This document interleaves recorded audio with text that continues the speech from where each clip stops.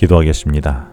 하나님 아버지, 이 아침의 말씀으로 들려주는 주님의 음성을 듣게 하여 주시옵소서.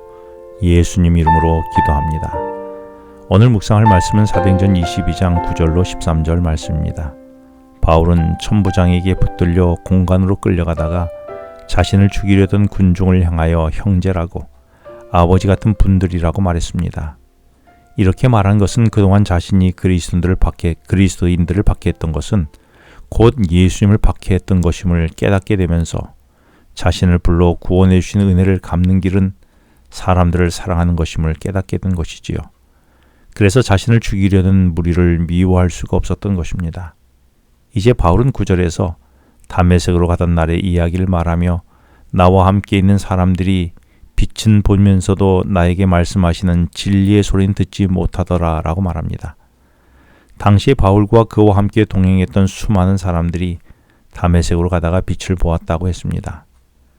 근데 그 빛은 이사야 60장 19절로 20절에서 말씀하시기를 낮의 해나 밤의 달빛도 비교가 되지 않는 밝은 여호와의 영원한 빛이라고 했습니다.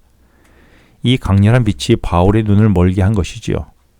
하지만 바울은 그 빛 속에서 빛의 주인이신 주님을 보았고 주님의 음성을 들은 것입니다. 그런데 아이러니하게도 바울과 동행하던 그들은 이어지는 9절 말씀에서 빛은 보았지만 소리는 듣지 못했다라고 했습니다. 이는 똑같이 빛으로 주님은 그들에게 나타나 말씀하셨지만 그들은 빛 속에서 말씀하신 주님의 음성을 듣지 못했다는 것입니다.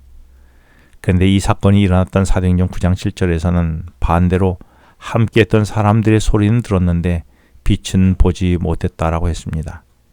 어떤 것이 맞을까요? 둘 다 맞습니다. 두 이야기를 종합하면 당시 상황을 보다 정확하게 파악할 수 있지요.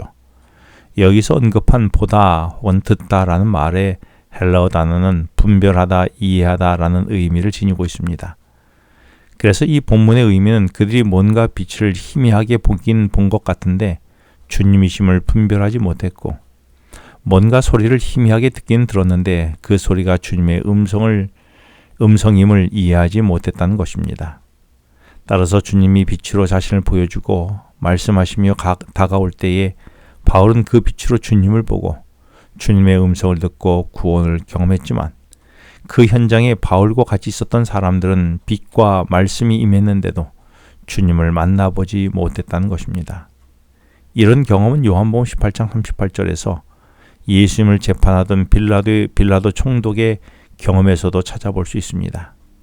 그는 빛이신 예수님을 눈앞에 두고도 진리가 무엇이냐며 진리를 말씀하시는 주님의 음성을 듣지 못하고 오히려 백성들의 성난 소리만 그의 귀에 들려 예수님을 정치범으로 몰아 사형 선고하는 어리석음을 범하고 말았습니다.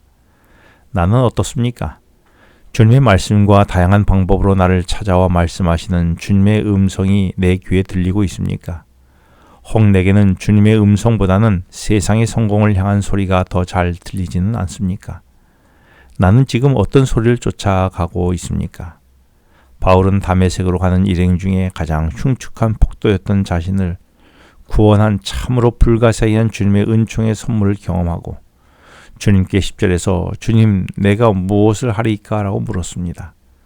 그때 주님은 일어나 다메섹으로 들어가라 라고 하셨죠. 그러면 거기서 내가 해야 할 모든 것을 이야기해 줄 사람이 있을 것이라고 말씀하셨습니다. 주님은 바울을 무작정 구원해 준 것이 아니라 주님은 이미 바울을 향한 계획이 있었던 것입니다.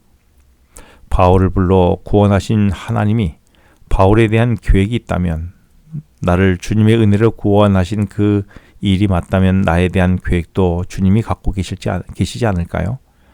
주님이 나에게 어떤 계획을 갖고 계실까요? 여러분 그 계획이 보입니까?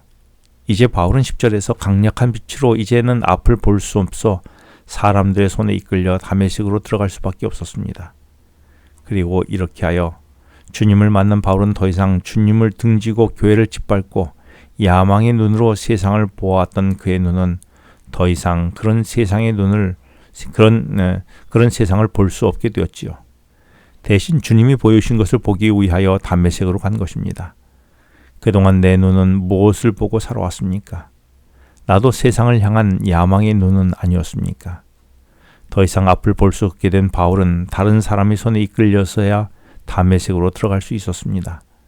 조금 전까지 바울은 분명 두 눈들로 세상을 보았지만 빌라도 총독처럼 바울도 그동안 주님과 무관한 삶을 산 영적 맹인이었습니다. 그러나 지금은 비록 세상을 볼 수는 없는 육체적 맹인이 되었지만 반대로 영적으로 주님을 보게 된 영안이 활짝 열린 자가 되었습니다. 이제 바울은 12절에서 하나님이 예배 두신 경건한 사람인 아나니아를 만나게 됩니다. 그리고 13절에서 아나니아는 사울에게 사울아 다시 보라 라고 말씀하십니다. 사도행전 9장 17절은 좀 더 구체적으로 사울을 안수하고 성령으로 충만했다라고 했습니다. 이렇게 하여 바울은 새롭게 보기 시작한 것입니다. 이전에는 야망의 눈으로 세상을 보았지만 이제는 성령 충만으로 하늘을 바라보는 영적 눈으로 새롭게 탄생하게 된 것이죠. 오늘 나는 무엇을 보기 원합니까? 무엇을 보고 계십니까? 내게 무엇이 보입니까? 기도하겠습니다. 하나님 아버지, 세상의 야망을 향해 보던 제 눈이 이제는 하나님 나를 본 눈으로 새롭게 뜨게 하여 주시옵소서. 예수님 이름으로 기도합니다. 지금은 개인 기도 시간입니다. 오늘 주신 말씀을 묵상하면서 주어진 기도 제목과 개인 기도 제목을 놓고 기도하시겠습니다.